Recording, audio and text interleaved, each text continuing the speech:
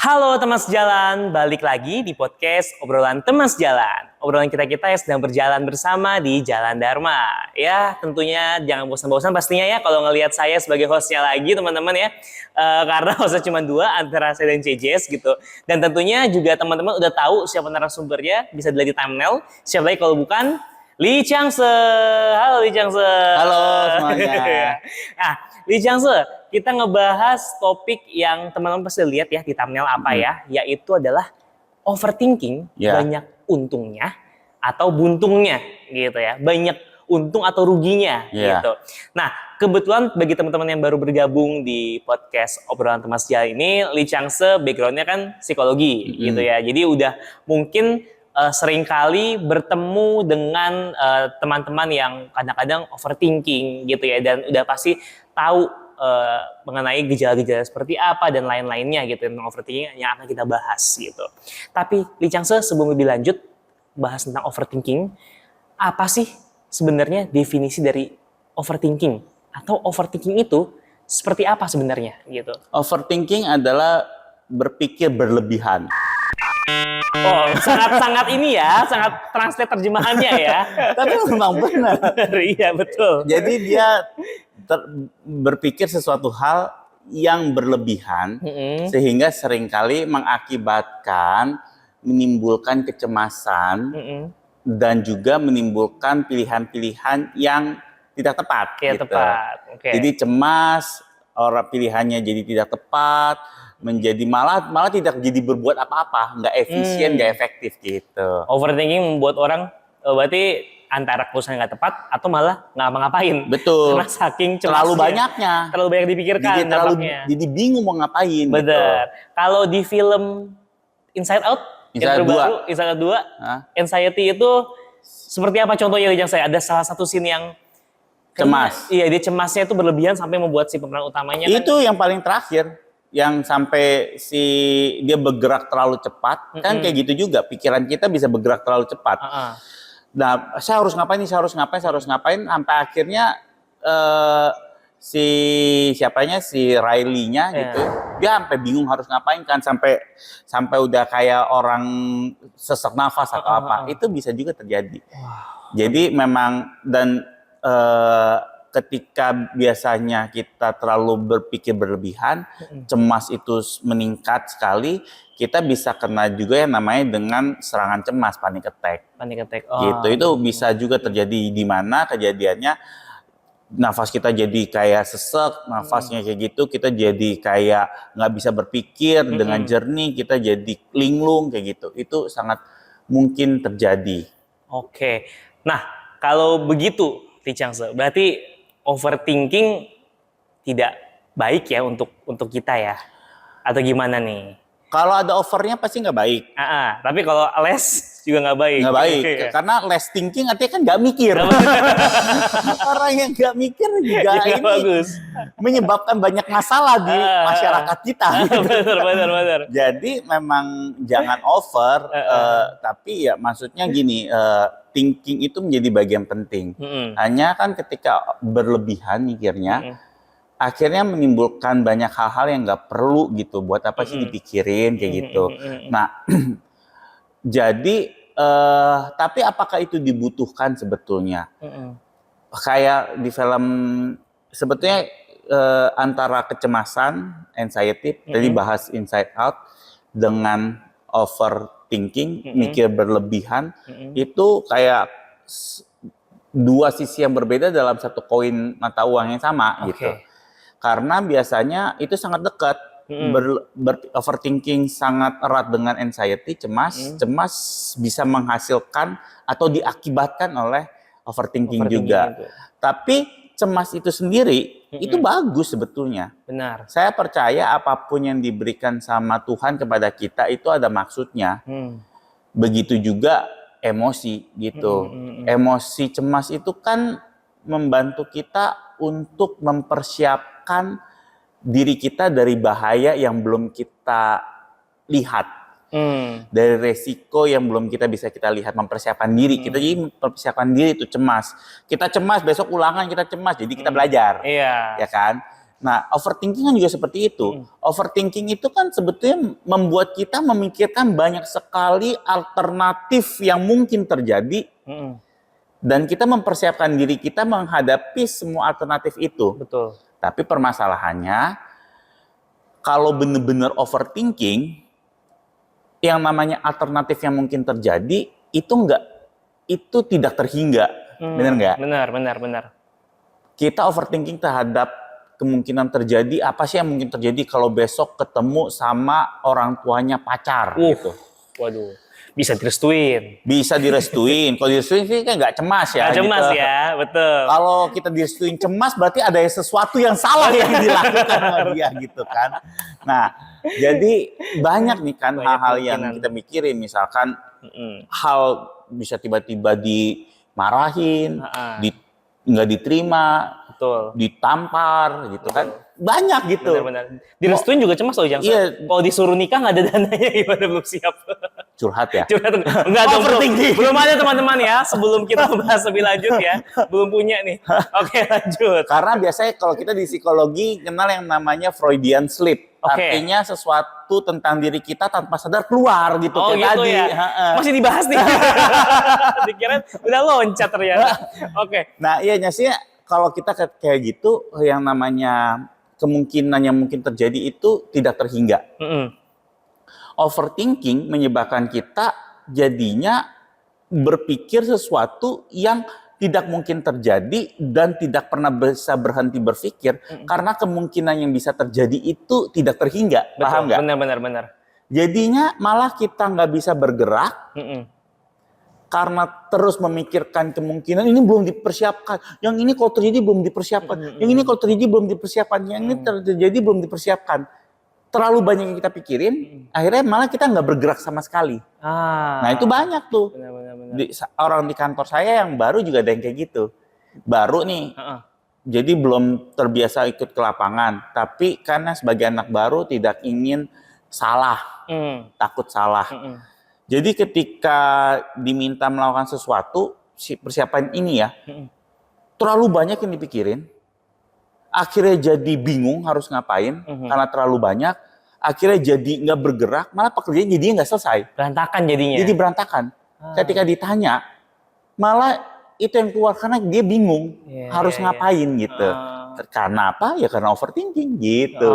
Gitu. Jadi sebenarnya cemas tuh wajar dan malah boleh kita sebagai manusia untuk cemas dan harus bahkan. Betul. Nah, contohnya gini. Kecemasan itu membantu kita mempersiapkan diri kita kan. Kalau kecemasan itu baik, itu boleh. Terlihat dari mana? Confucius aja, Kongzi gitu ya, Nabi Confucius.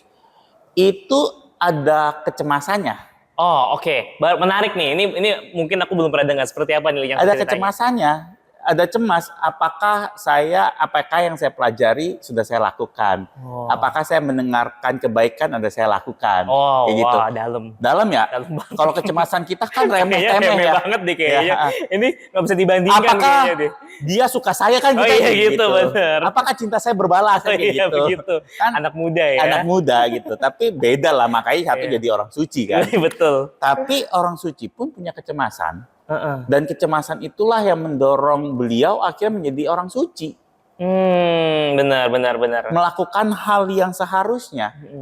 Kita cemas nih misalkan. Kita cemas, apakah saya jadi orang yang cukup baik? Misalkan kecemasan kita itu. Kita dengar Dharma di wihara. Kita dengar nih. Pas kita dengar ngomongin tentang hutang karma. Kita cemas. Aduh. Karma jelek saya banyak nggak ya? Iya. Yang sekarang ditambah dengan kehidupan lalu. Banyak nggak ya? Gimana ya? Kapan ya karma saya bisa datang ya? Betul. Aduh, gimana ya? Akhirnya karena kecemasan itu mendorong kita untuk akhirnya banyak-banyak banget memupuk jasa pahala sesegera mungkin. Benar. Dibandingkan yang satunya lagi nggak punya cemas sama sekali dengan yang itu. Oh, benar juga ya. Tapi masuk telinga kiri, keluar telinga kanan. Atau jangan-jangan belum sempat masuk gitu. Lewat aja depan. Karena ketiduran gitu kan. Bisa juga gitu. Benar. Nah, yang kayak gitu kan dia akhirnya karena tidak cemas santai, tidak melakukan apa-apa. Benar. hasilnya pasti berbeda. Yang satu memupuk jasa pahalanya sangat banyak, sehingga bisa perlahan-lahan membayar hutang karma yang menumpuk, sehingga ketika sudah datang udah dicicil. Sehingga betul. Sesuatu yang harusnya musibah besar bisa menjadi sedang, musibah sedang menjadi kecil, yang kecil menjadi tiada. Sedangkan satunya lagi karena tidak ada kecemasan, santai-santai aja. Akhirnya ketika suatu saat hutang karmanya harus dibayarkan, waktunya telah sampai, sesuatu yang besar, iya jangan-jangan malah menjadi lebih besar. Betul. Karena tidak melakukan apa-apa malah nambah dosa dan karma. Benar, gitu kan. Bukannya bayar dengan karma baik, tapi menambah dengan karma buruk. Malah. Betul. Karena saking, udahlah hidup saya nggak ada cemas-cemasnya. Saya biasa aja, baik-baik aja. Baik-baik aja, ngerasa baik-baik aja. Betul, gitu ya. Karena baik-baik nggak ada kecemasan apa-apa kan. Benar. Nah itulah yang makanya dibilang,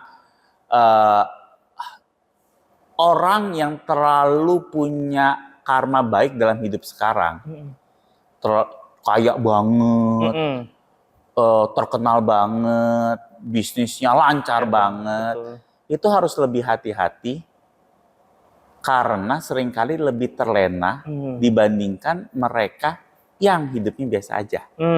Karena mereka menjadi lebih punya kecemasan, yang kecemasan itu bisa mendorong mereka untuk melakukan sebuah jasa pahala karma baik. Karena mendengarkan, dia tahu hidup itu tidak selamanya enak. Dan dia ingin supaya kehidupan yang enak itu nih, kehidupan yang baik itu bisa bertahan.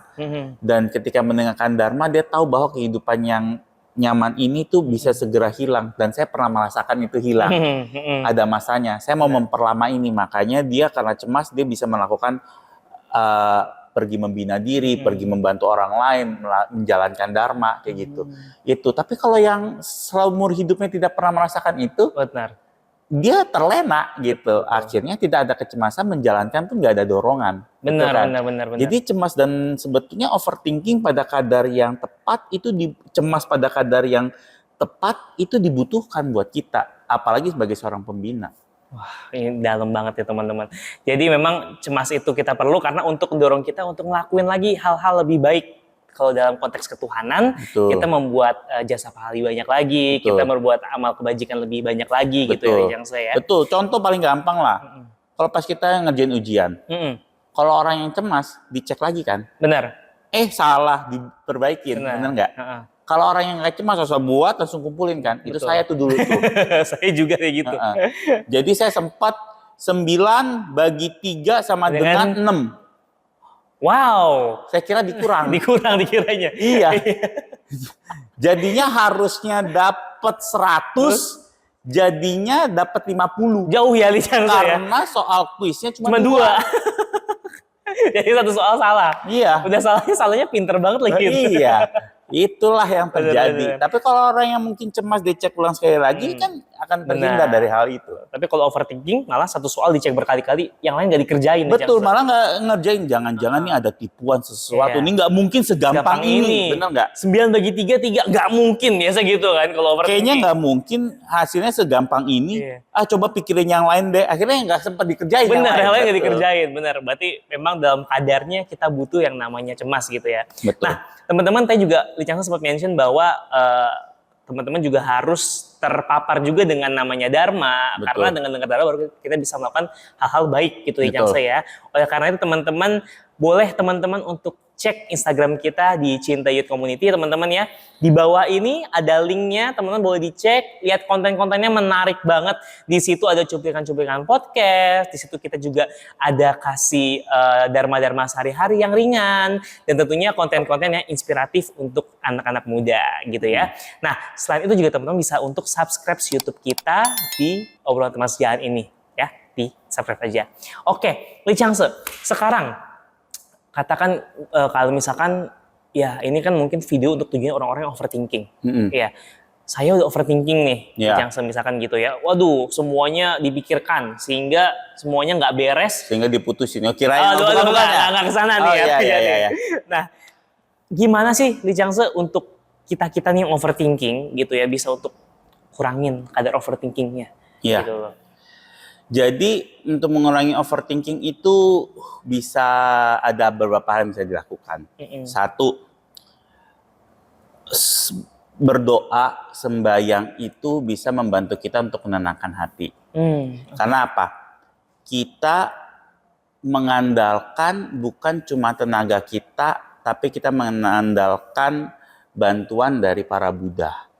Ketika kita percaya pada para Buddha, ketika kita tulus sembahyang dan meminta bantuan dari para Buddha, kita ada perasaan berserah, rasa cemas kita bisa turun sedikit.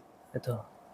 Jadi banyak kembali ke wihara itu bukan cuma untuk kita memahami Dharma, tetapi bisa melihat patung para Buddha yang penuh dengan kewelas asian, penuh dengan senyum gitu kan. Ketika kita sembahyang juga kita mengeluarkan, mendoakan, mengeluarkan kecemasannya kita, maka itu bisa mendatangkan kedamaian. Selama kita percaya gitu kan. Jadi datang ke wihara penting bukan cuma hanya untuk mendengar Dharma, tapi juga penting untuk sembahyang dan menenangkan hati. Itu satu. Oleh karena itu kita nggak boleh lepas dari wihara. Yang satu itu. Yang kedua adalah ketika kita pertama ketika kita datang ke wihara, selain sembahyang bisa menurunkan ini, kita datang ke wihara juga mendengarkan Dharma. Seringkali kita cemas karena hati kita tuh sangat melekat banget sama duniawi. Saya kasih tipsnya bukan tips yang psikologi harus kayak gimana Itu mah bisa dicari di tempat lain gitu ya. Bisa di Google, gitu ChatGPT segala macam banyak. Nah kalau saya bicarakan dari sisi Dharma ya gitu. Kalau kita cemas, overthinking, seringkali karena kita meletakkan hati kita melekat dengan sangat di hal-hal yang duniawi. Kalau kita melekatkan hati kita pada uang, maka kita akan overthinking, cemas pada uang. Kita meletakkan hati kita melekat banget sama pasangan, wanita ataupun pria. Kita akan cemas di sana, overthinking di sana. Kita meletakkan kecemasan hati kita pada pencapaian, maka hati kita akan cemas sekali tentang nilai, tentang saya naik jabatan atau enggak, dan kawan-kawan itu cemas. Nah, gimana caranya menghilangkan hati yang melekat dan keserakahan ini adalah dengan menambahkan kearifan. Kita sehingga menjadi tahu apa sih sebetulnya yang terpenting dalam hidup. Bukannya membilang bahwa hal-hal yang tadi disebutkan, uang, jabatan, pencapaian itu tidak penting. Tapi apakah itu hal terpenting dalam hidup? Betul. Kan tidak. Nah, itu baru bisa kita sadari, kita pahami, dan akhirnya turun ke hati, kita yakini dan kita amini, ketika kita banyak mendengarkan Dharma Buddha. Dengar sekali, tahu. Dengar 2 kali, menjadi paham. Dengar 3 kali, menjadi yakin. Dengar ke-4 kali, menjadi berani. Dengar ke-5 kali, menjadi melakukan. Misalnya seperti itu kan. Benar. Nah, ketika kita akhirnya sering mendengar itu, lama-lama rasa serakah kita, kemelekatan kita terhadap hal duniawi yang tertempel itu akan terus digerus. Lama-lama kita menjadi lebih terfokus pada hal yang sejati, pada hal yang penting, bukan hal yang sifatnya kemelekatan. Nah, ketika itu sudah terjadi, cemas kita akan lebih turun. Benar banget. Contoh paling gampang deh. Nggak tahu kamu pernah merasakan apa enggak. Saya melihat beberapa orang yang udah rajin ke wihara, sering ke wihara, aktif di wihara, mendengarkan, perasaan terhadap tentang apa itu uang itu berbeda. Gitu. Kalau yang belumnya uang itu segalanya, bisnis itu harus jaga banget. Kalau ini ya selama bisa bantu para Buddha, bantu aja, nanti uang pun akan bisa datang dengan sendirinya. Kayak gitu kan ya. Benar. Ada perasaan lebih legowo untuk melepaskan. Betul. Lebih mau menyumbangkan dibandingkan dulu mungkin pelit banget untuk ditahan. Kenapa? Karena seperti itu, mendengarkan Dharma Buddha sering menjadi mengikiskan kemelekatan kita terhadap duniawi sehingga menghilangkan overthinking kita. Kalau zaman dulu nggak buka toko sehari, omset bisa hilang sama sekali. Dihitungin gitu. Tuh. Iya kan, overthinking banget kan. Kalau nggak tutup gimana nih, bisa bahaya. Tapi kalau udah ini lama-lama bisa dilepas, let go gitu. Malah kita nyari uang juga untuk kalau bisa disumbangkan sebagian pikirnya. Yang gitu. dulu kan enggak mikir kayak benar, gitu hanya kan. untuk diri sendiri Malah aja. takut apakah ini cukup untuk diri sendiri juga. Benar. Betul kan? Nah, oleh karena itu mendengarkan dharma itu akan membantu di sana melepaskan kemelekatan dan menurunkan overthinking kita. Itu yang kedua. Jadi selain sembahyang, mendengarkan dharma itu akan membantu sekali kita menurunkan overthinking. Itu yang penting banget, wajib banget kita lakukan. Semakin banyak mendengarkan dharma, kearifan kita akan semakin meningkat. Wes, mantap. Ini benar-benar pesan yang sangat bisa teman-teman untuk lakukan, laksanakan, karena kan ke Viara juga 2 jam dalam seminggu ya kan di Changse kan. Hanya 2 jam aja teman-teman gitu. Kalau lagi sibuk banget nih kebetulan bulan itu, omsetnya lagi naik banget, ya puji Tuhan gitu kan, syukur sama para Buddha. Ya 2 jam dalam sebulan. Dalam sebulan lah gitu ya. Masa masih nggak bisa juga gitu kan. Jadi ya mungkin itu tergantung kita mengatur waktunya aja ya Changse ya. Karena memang aku sendiri juga pernah merasakan sibuk-sibuknya Viara itu kok kayak nggak ada waktu. Ternyata sebenarnya cuma masalah niatnya pertama. Yang kedua emang kita ngatur waktunya aja sebenarnya gitu ya. Oke, kalau gitu Changse, terima kasih Changse ya untuk pembahasannya kali ini ya mengenai overthinking, banyak untung atau buntungnya. Semoga teman-teman jadi jawabannya apa? Banyak buntungnya kalau overthinking, tapi juga jangan sampai sama sekali nggak mikir ya Changse ya. Cukup thinking aja. Overthinking jelek, less thinking nyusahin gitu. Ya betul. Gitu ya. Cukup pas aja cemasnya gitu ya. Oke, kalau gitu teman-teman boleh untuk ditulis di kolom komen ya kira-kira apa rencananya nih untuk mengurangi kecemasan teman-teman sekalian gitu ya. Dan juga jangan lupa cemas secukupnya dan Viara sebanyak-banyaknya. Itu aja. Jangan lupa untuk like and subscribe channel ini. Sampai jumpa di podcast selanjutnya. Dadah.